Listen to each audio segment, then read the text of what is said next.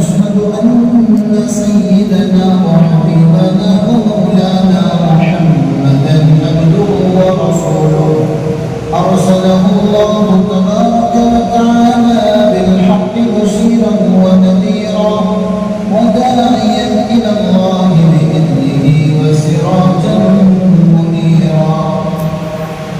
أما بعد، أعوذ بالله من الشيطان الرجيم. ولا تهنوا ولا تحزنوا وأنتم الأعلون إن كنتم مؤمنين. صدق الله العظيم. محترم سامعین کرام، بزرگان دین، عزیزوں، دوستوں، بھائیوں، اللہ تبارک و تعالیٰ نے دنیا میں انسان کو پیدا فرما کر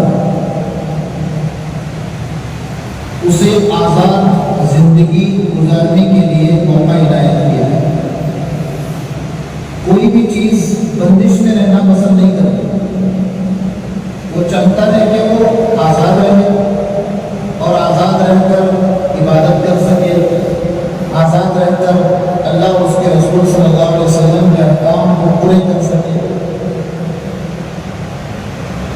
تو برکیف جب اس ملک کو نظر لگی تھی انگریزوں کی وجہ سے، جب انہوں نے تجارتی اغراض اور مقاصد کو سامنے رکھ کر ملک میں داخل ہو گئے، اور اس کے بعد جو حالات بنے کہ انہوں نے ملک پہ قبضہ کرنا شروع کیا اور اس کا دفاع میں بڑے پیمانے پر جنگیں ہوئی اور بڑے مسائل تھے.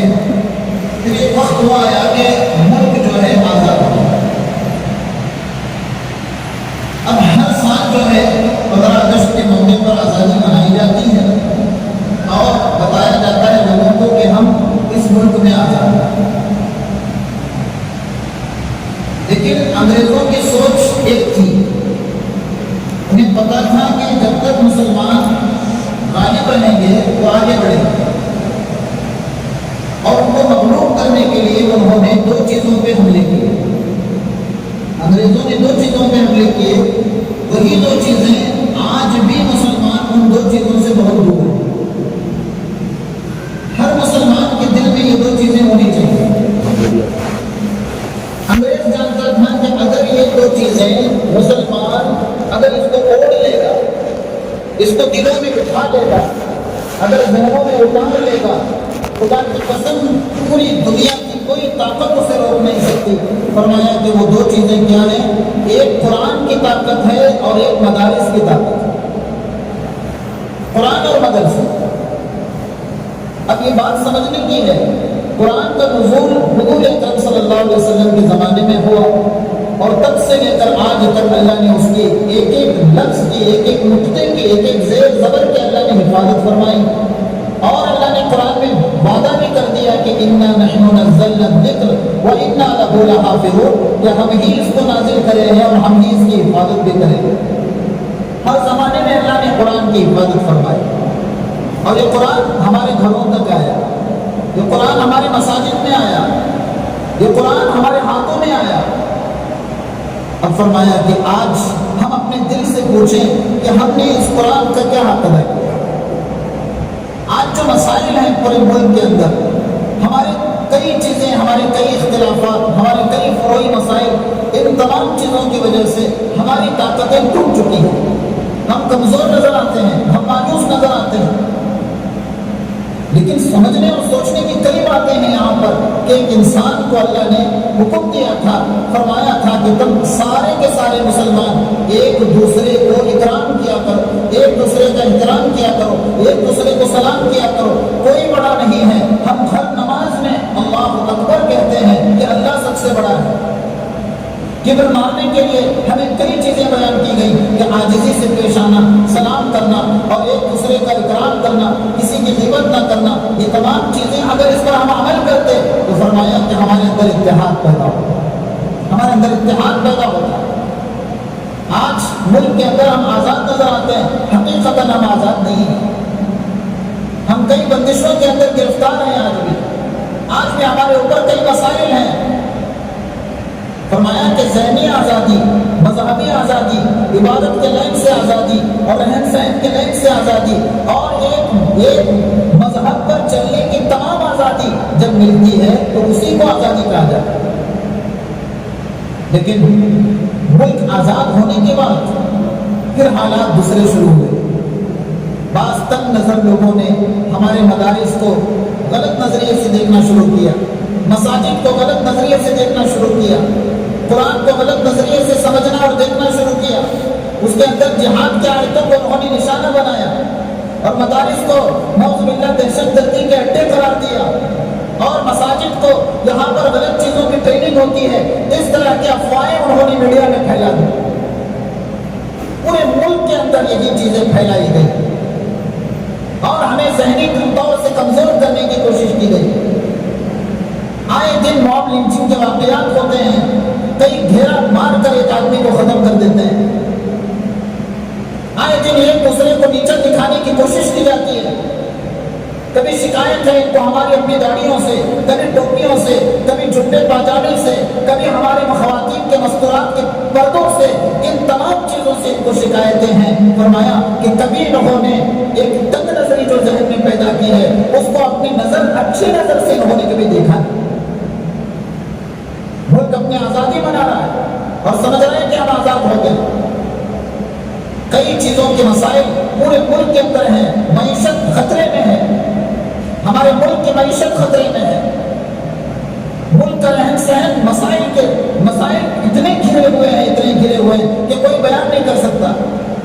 ایک انجینئر، سافٹ ویئر انجینئر اپنی کمپنی میں رہ کر نہ جانے کتنے خیروں کے مسائل کو جھیلتا ہے، کتنے سوالات اس کے اوپر، کتنے اعتراضات اس کے اوپر، اور اس کو ذہنی مریض بنانے کی لوگ کوشش کرتے ہیں، لیکن بیچارہ اور وہ وہاں پر جواب دیتا رہتا ہے، وہ اپنی نمازوں کی فکر کرتا رہتا ہے، وہ کسی صورت سے اپنے ایمان کو بچانے کی فکر کرتا ہے۔ لیکن حقیقی آزادی اگر ہمیں چاہیے، ہم مسلمانوں کو اگر حقیقی آزادی چاہیے تو یہ سسٹم جو دو چیزوں کا سسٹم ہے اس کو ختم کرنا ہے۔ دو چیزوں کا، جگہ جگہ دو چیزوں کے سسٹم پیدا ہوتے ہیں۔ فرمایا کہ وہ کیا چیزیں ہیں؟ ایک چیز ہے تو اس کو کاٹ کر آدھے آدھے کر لیتے ہیں، یہ چیزیں بند ہونا چاہیے۔ مجھے معاف کرنا، کئی چیزوں کے اندر دیکھا جاتا ہے، مدارس کے معاملے میں بھی دیکھا جاتا ہے کہ ایک علاقے میں ایک مدرسہ ہے، اس کی مخالفت میں کوئی مدرسہ کھولتا ہے، ایک مسجد بنائی گئی، اس کی مخالفت میں کوئی مسجد بناتا ہے، اور بڑے بڑے اداروں کا اثر ہمارے تک پڑا ہوا ہے کہ بعض کسی وجہ سے وہ اللہ کو منظور تھا، وہ ہو گیا، ایک بڑا ادارہ تھا، وہاں پر کسی وجہ سے دو ہو گئے اور اس کا اثر پورے ملک کے اندر پڑ گیا۔ دعوت التبلیغ جیسی مبارک محنت، ایک مبارک کام اللہ نے دیا تھا، پورے علماء کرام نے اور ہر زمانے کے علماء کرام نے اپنی کتابوں میں لکھا، الحمدللہ یہ اصلاحی کام ہے، اس سے جڑا جا سکتا ہے، یہ کیا جا سکتا ہے، یہ کرنا بہت اچھی بات ہے، کسی نے اس کی مخالفت نہیں کی، لیکن آج اس میں بھی دراڑیں پڑ گئے، اختلافات ہو گئے اور وہ بھی تو ہو گئے۔ فرمایا کہ آج جب تک مسلمان نہیں سنبھلیں گے، جب تک مسلمان ان چیزوں سے باہر نہیں آئیں گے، ایک تو یہ کہ ہمارے اندر الگ الگ مزاج پیدا ہوا ہے۔ ایک مزاج تو یہ، کوئی تصوف میں جانا چاہتا ہے وہ دعوت التبلیغ سے دور ہو رہا ہے، کوئی دعوت التبلیغ میں جانا چاہ رہا ہے وہ تصوف سے دور ہو رہا ہے، اور کوئی ان دونوں چیزوں سے دور ہو کر کوئی دوسرا مشغلہ اختیار کر رہا ہے۔ فرمایا کہ نہیں، دین اسلام ایک ایسا کھلا ہوا سمندر ہے جس کے اندر تم غوطہ لگاتے ہو۔ فرمایا تصوف میں انسان کو ضروری، مدرسہ میں انسان کو ضروری، مکتب میں انسان کو ضروری، فرمایا کہ اسے بیسک نیڈز جو ہیں وہ بھی اس کے لیے ضروری، اس کی دل کی صفائی اور اس کے دل کے میل کو دور کرنے کے لیے اولیاء اللہ اور نیک لوگوں کی صحبت بھی ضروری۔ فرمایا کہ نیک مجلسوں کی ضرورت بھی اسے پیدا ہوتی ہے۔ فرمایا کہ وہ محتاج ہے، فاسألوا اہل الذکر ان کنتم لا تعلمون۔ اللہ نے قرآن میں فرمایا تم سوال کرو، پوچھو اگر تم کوئی چیز نہیں جانتے ہو۔ ساری چیزیں انسان کو ضرورت ہے، ایک انسان کا مکمل جسم اس وقت تک نہیں ہوتا، صرف ہاتھ کو جسم نہیں کہا جاتا، صرف پیر کو جسم نہیں کہا جاتا، صرف آنکھ کو جسم نہیں کہا جاتا، بلکہ وہ تو ایک عضو کا حصہ ہے، لیکن یہ ساری چیزیں چیزیں جب ملتی ہیں تو پورا مل کر ایک جسم بنتا ہے. دیکھیے جسم ہے، تصوف بھی اس کا ایک حصہ ہے، تزکیہ بھی اس کا حصہ ہے، دین اسلام کا حصہ ہے، مدرسہ بھی دین اسلام کا حصہ ہے، جو اسلام کے قلعے کہا جاتا ہے، جہاں پر دین اسلام کی حفاظت کے لیے وہاں قرآن پڑھایا جاتا ہے اور وہاں پر بچوں کو احادیث رسول کی تعلیم دی جاتی ہے اور بچوں کو تیار کیا جاتا ہے کہ اپنے اپنے علاقوں میں جاؤ، کوئی امامت میں لگا ہوا ہے، کوئی خطابت میں لگا ہوا ہے، کوئی تفاسیر میں لگا ہوا ہے اور کوئی مدرسہ اندر کھول رہا ہے، کوئی مکتب چلا رہا ہے، ماشاءاللہ کوئی دین کے رہبری کر رہا ہے، کوئی دعوت و تبلیغ میں لگا ہوا ہے. بہرحال یہ سارے کے سارے کام سارے دین کے شعبے ہیں، سارے دین کے شعبے ہیں. ہر چیز کے اندر اگر اختلاف کرو گے، ہر چیز میں اگر تم شکایتیں پیدا کرو گے، ہر چیز کے اندر اگر تم اپنی طرح کسی کو سوچنے لگو گے، فرمایا کہ انسان کا دل اتنا وسیع ہونا چاہیے، اتنا وسیع ہونا چاہیے، وہ کہے ایک کافر بھی مسجد کے اندر آ رہا ہو تو فوراً دعا کریں کہ وہ اندر آئے اور کلمہ پڑھ کر جانے والا بنے. اپنی سوچ کو وسیع کرنا آج سب سے بڑا مسئلہ ہے. ہم کہہ رہے ہیں کہ ہم آزاد ہیں، ہم آزاد نہیں ہیں، ہم ابھی بھی غلام ہیں، ہم ذہنی مریض بنے ہوئے ہیں. اگر کوئی استقامت کے ساتھ اگر کوئی کسی راہ پر چل رہا ہے اسے چلنے دو، اس کے لیے دعائیں دو. اگر کوئی تزکیہ کا کام کر رہا ہے اسے کرنے دو اور اس کے دعائیں لو اس سے. اگر کوئی مدرسہ چلا رہا ہے تو الحمدللہ اسے مدرسہ چلانے دو. اگر کوئی مکاتب کا فروغ دے رہا ہے فرمایا کہ اسے مکاتب کا فروغ دینے کے لیے کوشش کرو، آگے بڑھو، اس کے ساتھ رہو.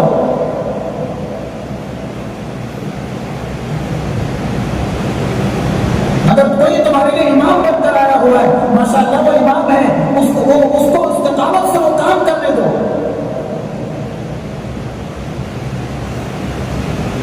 اور ایسا بھی نہیں ہوتا کہ سارے کام ایک ہی آدمی اوڑھ لے، ایسا ہو نہیں سکتا.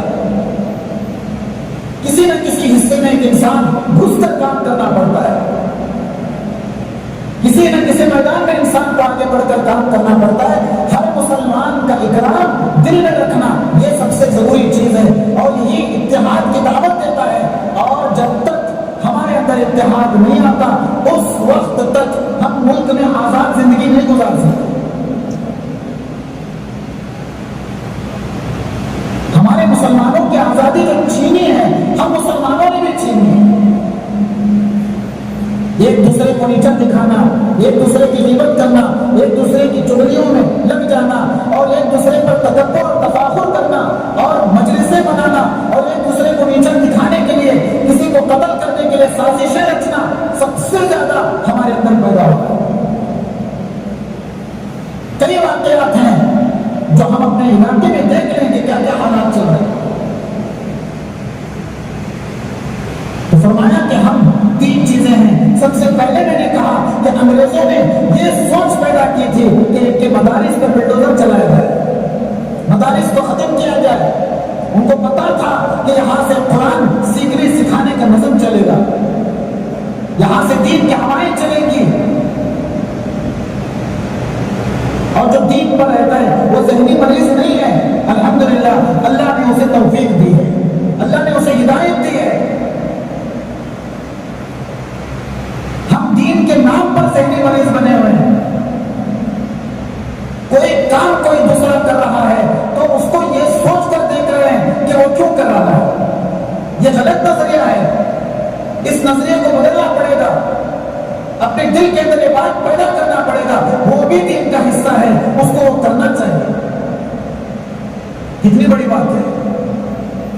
حضرت مولانا تقی عثمانی صاحب دامت برکاتہ اپنے کتاب میں صاف لکھے ہیں دین کے تمام شعبوں کو اللہ نے ان تمام شعبوں کو چلانے کے لیے کئی لوگوں کا انتخاب کرنا. کوئی کسی کام کو لے کر چل رہا ہے، کوئی کتابیں لکھ رہا ہے، الحمدللہ اسے لکھنے دو، اس کا وہی کام ہے. اسے یہ نہ کہو کہ اس زمانے میں تقریر کی ضرورت ہے، یہ کتابیں کیوں لکھ رہے ہیں. اگر کوئی تقریر کر رہا ہے اسے کرنے دو، اسے یہ نہ کہو کہ تم آج زمانے میں تحریر کا زمانہ ہے، تم تقریر کیوں کر رہے ہو؟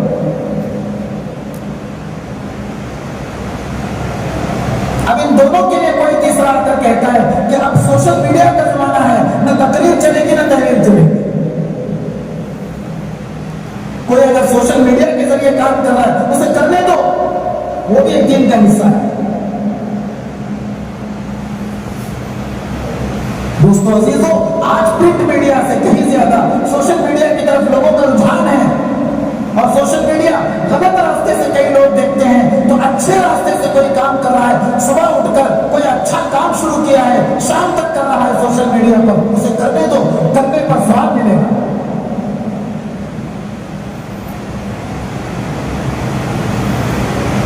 میرے دوستو عزیزو، آج ہم سب سمجھ رہے ہیں کہ ہم آزاد ہیں، ملک صرف انگریزوں سے آزاد ہوا ہے، لیکن سوچنے کی بات ہے کہ کیا ہم آج بھی کھلے طور پر تمام مسلمان آزاد ہیں ملک میں؟ کیا ہمارے پیچھے مسائل نہیں ہیں؟ نوجوان بچے کہیں سفر میں چلے جاتے ہیں، کہیں کسی ایسے ایریا میں چلے جاتے ہیں جہاں پر دوسروں کا غلبہ ہو، وہاں پر ان کو گھیر کر مار دیا جاتا ہے، دین اسلام کے خلاف تانے دیے جاتے ہیں،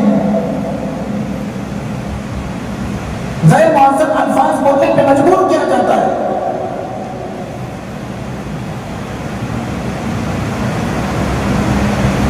لیکن مسلمانوں کا اتحاد بہت کچھ کر سکتا ہے، بڑی تبدیلی لا سکتا ہے،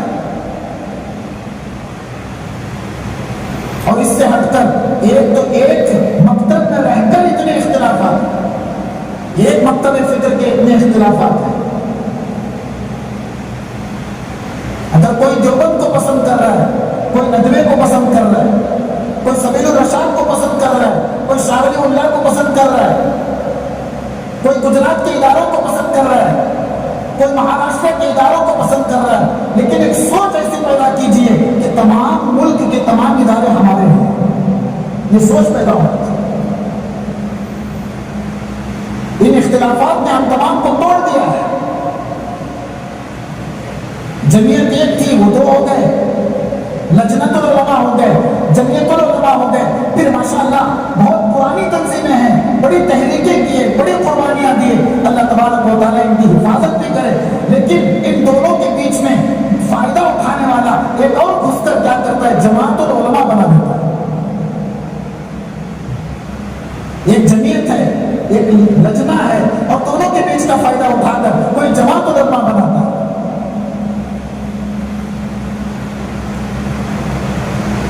ان تمام چیزوں سے وقتی تو تمہیں فائدہ نظر آئے گا، خود غرضی تو نظر آئے گی، چھوٹی سی شہرت تو نظر آئے گی، لیکن حقیقت میں تم آزاد نہیں ہو بلکہ غلام ہوتے جا رہے ہو۔ کتنا کٹیں گے، کتنا ہم بٹیں گے آپس میں، کتنے مسائل پیدا کریں گے آپس میں۔ دینی تمام شعبوں کو، ہر شعبے کو اپنا شعبہ سمجھو، اپنا کام سمجھو۔ کوئی کر رہا ہے تو اس کا احترام کرو، کوئی قرآن کی تعلیم دے رہا ہے اس کا احترام کرو، کوئی انجینئرنگ پڑھا رہا ہے اس کا احترام کرو، کوئی میتھس پڑھا رہا ہے اس کا احترام کرو، کوئی حدیث پڑھا رہا ہے اس کا احترام کرو۔ فرمایا اگر کوئی چھوٹا سا چھوٹا کام کر رہا ہے اس کا بھی احترام کرو۔ فرمایا کہ جتنا احترام پیدا ہوگا اتنا اتحاد پیدا ہوگا۔ ہمارے اندر احترام کا جذبہ ختم ہو گیا، اعتراض کا جذبہ ہے، اختلاف کا جذبہ ہے۔ اگر کوئی کمیٹی کا ممبر بنے، فرمایا کہ احترام نہیں کر رہے بلکہ اس کے مخالف کھڑے ہو گئے۔ اختلاف اور لڑائیاں ہر شعبے کے اندر، مساجد کی کمیٹیاں پریشان ہیں ایک دوسرے کو لے کر، قبرستان کی کمیٹیاں پریشان ہیں ایک دوسرے کو لے کر۔ وقت توڑ والے بڑے فکر مند ہیں زمین کی حفاظت کرنے کے لیے، لیکن پتہ نہیں زمین کون کھا گئے۔ حج کمیٹی والے پریشان ہیں کہ کیسے حاجیوں کو خدمت اچھی دیں، لیکن ان کی خدمت ایئرپورٹ کوئی ان کا پرسان حال نہیں مکے مدینے میں. اچھے لوگوں کا انتخاب کب ہوگا؟ صحیح لوگ صحیح جگہ پر کب آئیں گے؟ وہ تو شیء فی غیر محلہ ظلم. یہ ہمارے مدارس میں ہمیں پڑھایا جاتا تھا کہ کسی چیز کو اس کے جگہ سے ہٹا کر دوسری جگہ رکھنا ظلم ہے. ٹوپی سر پر پہنی جاتی ہے، اگر کوئی پیر میں رکھے ظلم ہے. چپل پیر میں پہنے جاتے ہیں، اگر کوئی اٹھا کر سر پہ رکھے ظلم ہے.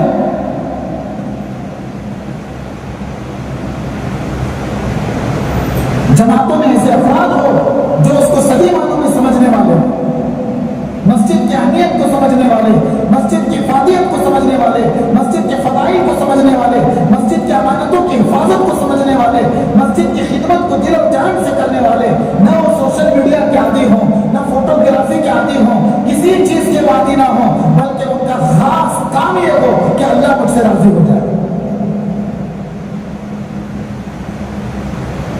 ایسے افراد کہاں پر ملیں گے؟ اتنے مسائل ملک میں نہیں پیدا ہوتے. کاش کہ اگر ہمارے ذمہ داران ہمارے ساتھ اچھے لائق بھروسے مند ہوتے.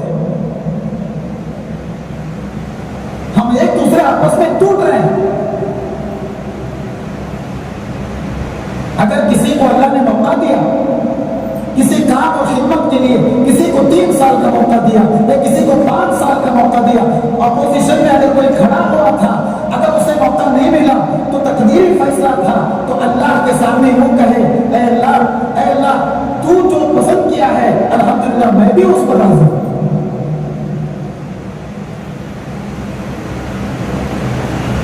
یہ سوچ ہمارے اندر کب پیدا ہوئی؟ اور فرمایا کہ اس محل پر صحیح آدمی کو لانے کے لیے فرمایا کہیں ڈھونڈنے کی ضرورت نہیں ہے، بلکہ فرمایا کہ اپنے بچوں کو اچھی تعلیم دو، ان کی تربیت اچھی کرو، ان کو اچھی تعلیم دو، اور وہ بچے خود سمجھیں گے جب بڑے ہوں گے انہیں پتا چلے گا دین کے جتنے شعبے ہیں اور دنیا کے جتنے شعبے ہیں کس موقع پر کیا کام کرنا ہے. اور فرمایا کہ یہ تربیت آگے چل کر بہت سارے کام کرائے.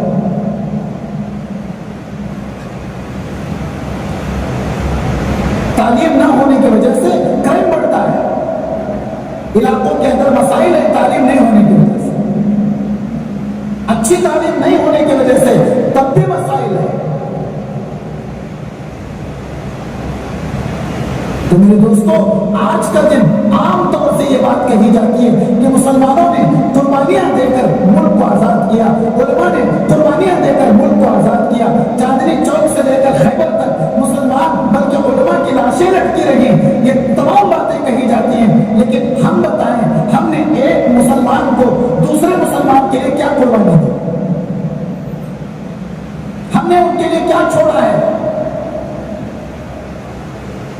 وہ تصوف میں جا رہا ہے تمہیں پسند نہیں، وہ تبلیغ میں جا رہا ہے تمہیں پسند نہیں، وہ مدرسے میں جا رہا ہے تمہیں پسند نہیں، وہ قرآن پڑھ رہا ہے تمہیں پسند نہیں، وہ حدیث پڑھ رہا ہے تمہیں پسند نہیں. اور ہر کوئی سوچ رہا ہے میں جو ہوں جس چیز پر میں چل رہا ہوں اس میرے تابع لوگ ہو جائے. ایسا نہیں ہے. دین اسلام کو سمجھنے کے لیے قرآن کو پڑھیں اور قرآن کا ترجمہ دیکھیں، قرآن کا ترجمہ غور سے دیکھیں. نہ سمجھ میں آئے تو علماء سے پوچھ کر تعلیم حاصل کریں. پتا چلے گا کہ کتنا وسیع اللہ نے دین کو کیا ہے، کتنا کھلا ہوا یہ دین ہے، کتنا آسان یہ دین ہے.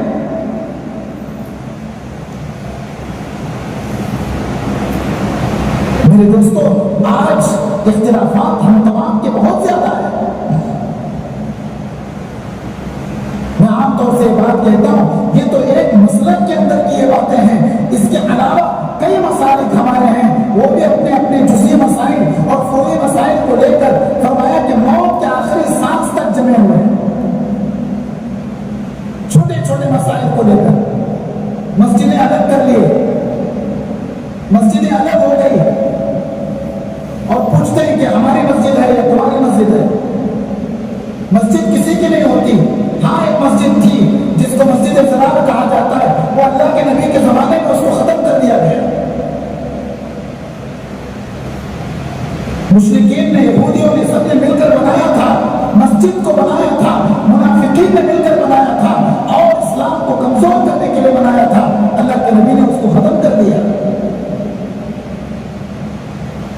اور آج ایک دوسرے مسجدیں بنا رہے ہیں اور کہہ رہے ہیں کہ یہ اپنی مسجد ہے, یہ تمہاری مسجد ہے, یہ مفتی مسجد ہے. نہیں, مسجد وقف ہے تمام مسلمانوں کو, یہ وقف ہے تمام مسلمانوں کے لیے. اور جس کسی نے اس مسجد کے اندر اپنی ذاتی ملکیت کو جما لیا اور کہہ دیا کہ یہ میری مسجد ہے, فرمایا کہ اس جگہ پر نماز پڑھنا بھی مکروہ ہے.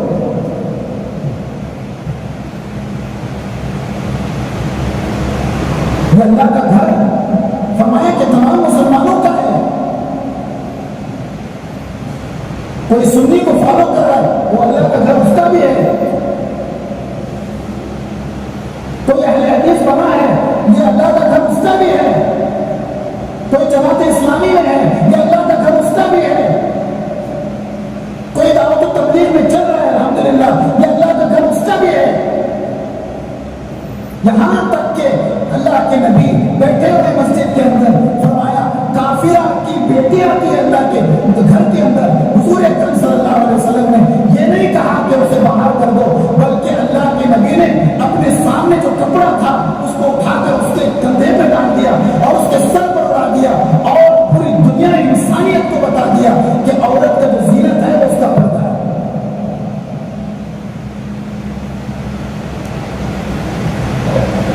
میرے دوستوں, آج اپنے دل کو وسیع کرنے کا وقت ہے. 3 سے 4 چیزیں ہمیں کرنا ہے, تب جا کر انشاءاللہ حقیقت میں مسلمان جب ایسے کام کرنے شروع کریں گے, ایک وقت آئے گا کہ مسلمان ملک کے اندر آزادی کی زندگی گزارے گا. کوئی گھر ایسا نہ بچے جس گھر کے اندر بچوں کو عصری و دینی تعلیم سے محروم کیا گیا ہو, کوئی گھر نہ بچے. جماعتیں, تحریکیں, کمیٹیاں, یہ تمام چیزیں سب کے سب ہر محلے میں, ہر گھر میں کتنے فرد ہیں, کتنے افراد ہیں, کتنے غریب ہیں, کتنے بیوہ ہیں, کتنے یتیم ہیں, کس پر کیا کیا مسائل ہیں, ان تمام چیزوں کا نقشہ مسجد کے کمیٹیوں کے پاس ہونا چاہیے. ہر مسجد کے جتنے محلے میں گھر آتے ہیں وہ سارے کے سارے اس مسجد سے لگے ہوئے ہیں.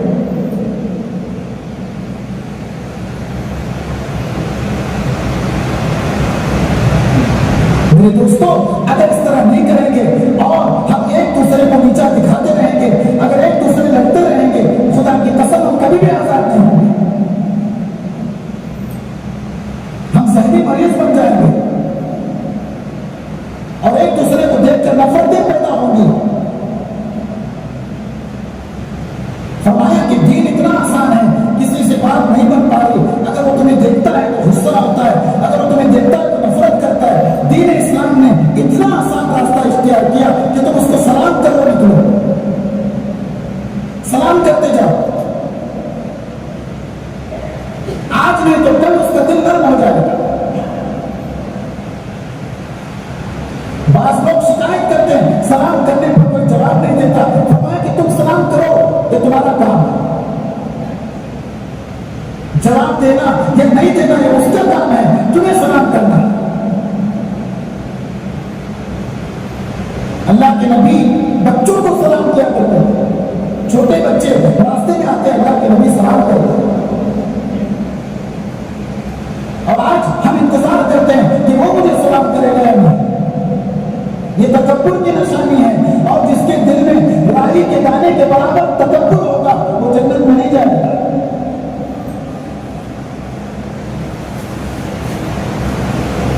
آج آزادی منانے سے پہلے آج ہمارے اوپر ملک میں کئی مسائل ہیں. ہمارے مسائل مساجد سے کئی لوگوں کو شکایتیں ہیں, ہمارے مدارس سے کئی ہمارے برادران وطن کو شکایتیں ہیں, نہ جانے قرآن سے شکایتیں, ہمارے مسائل سے شکایتیں, ہمارے فقہ سے شکایتیں, اور ہمارے خواتین اور ان کے پردے سے شکایتیں, اور ہمارے نکاحیات سے ان کو شکایتیں.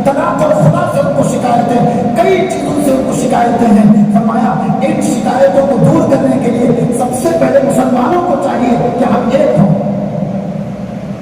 ہم ایک ہوں اور اپنے تمام بچوں کو اچھی تعلیم دیں،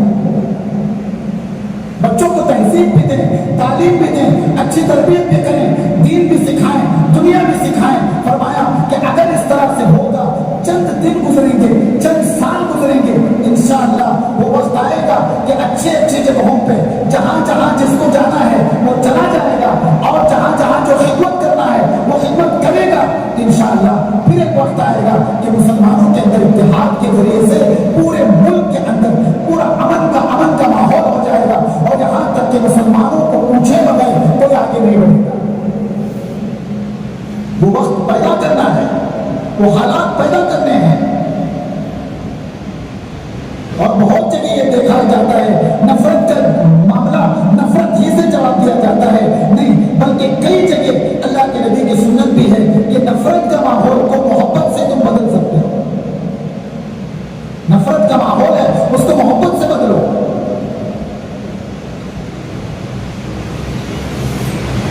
فرمایا کہ ملک آزاد ہوا انگریزوں سے، لیکن آج بھی ہم ذہنی غلام ہیں.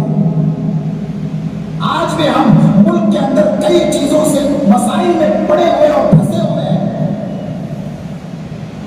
آج ہمارے بچے محفوظ نہیں ہیں. آج ہمارے ماؤں بہنوں کی فرمایا کہ ان کا پردہ محفوظ نہیں ہے. آج کئی چیزیں ہمارے اوپر لاگو ہو چکے ہیں جن چیزوں کی وجہ سے مسلمان پریشان ہیں. ملک کا ہر آدمی پریشان ہے اور سب سے زیادہ پریشان مسلمان. فرمایا کہ دو آنکھیں ملک کی، فرمایا کہ پورے مذاہب کو حکومت ایک آنکھ سے دیکھتی ہے اور ایک آنکھ خالص مسلمانوں کی ہوتی ہے